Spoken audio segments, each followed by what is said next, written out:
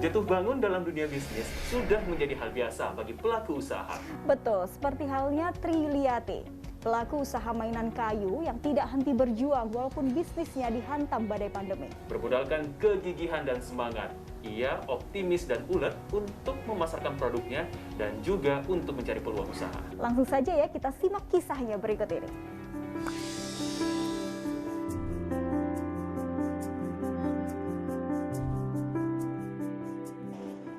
Ketika pandemi COVID-19 melanda, bisnis mainan kayu edukatif yang sudah belasan tahun digeluti oleh Tri Yuliati seketika terdampak. Omsetnya merosot tajam, sehingga ia terpaksa mengurangi jumlah karyawan. Mainan ini ya pasang surut ya, apalagi yang waktu pas lagi rame ya rame, namanya juga usaha kadang naik turun lah. Apalagi pandemi kayak gini yang sudah 2 tahun di Indonesia ya Bu ya, jadi ini ya memang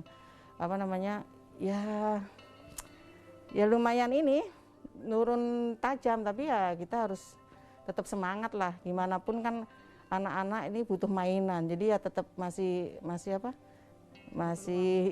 ada peluang lah. Namun pantang baginya menyerah. Ujian baginya adalah hal biasa. Yuli berjuang bertahan. Terlebih ada banyak pekerja yang kebanyakan adalah warga di sekitar workshopnya di Tajur Halang Bogor, Jawa Barat yang menggantungkan hidup pada bisnisnya.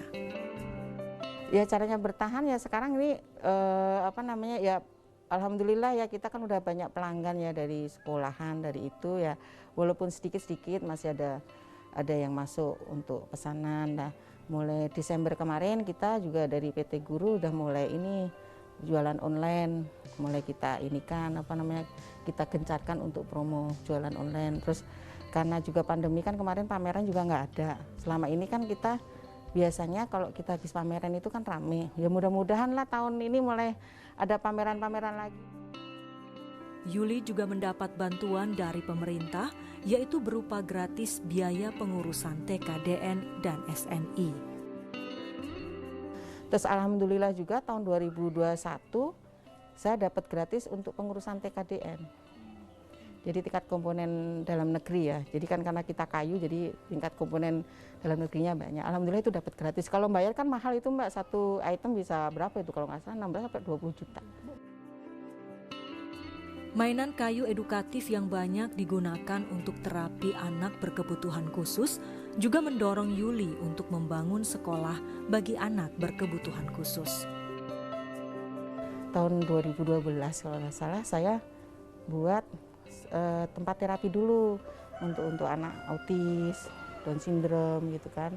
Terus akhirnya mulai itu saya bikin alat yang saya sesuaikan dengan anak-anak yang berkebutuhan khusus. Terus ya akhirnya saya bikin, karena udah ada terapinya, akhirnya saya buat untuk homeschoolingnya gitu. Ya memang nggak banyak muridnya karena kan memang guru itu kan paling tidak 2 anak 1 guru. Jadi ya harus benar-benar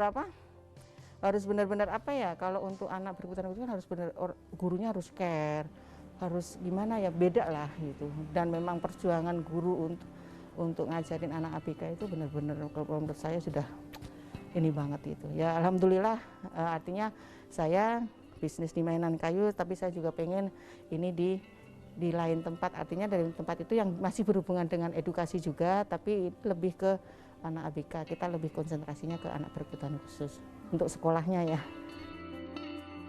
Yuli bersyukur kini di tahun kedua pandemi, bisnis mainan kayu edukatif miliknya kembali dibanjiri pesanan.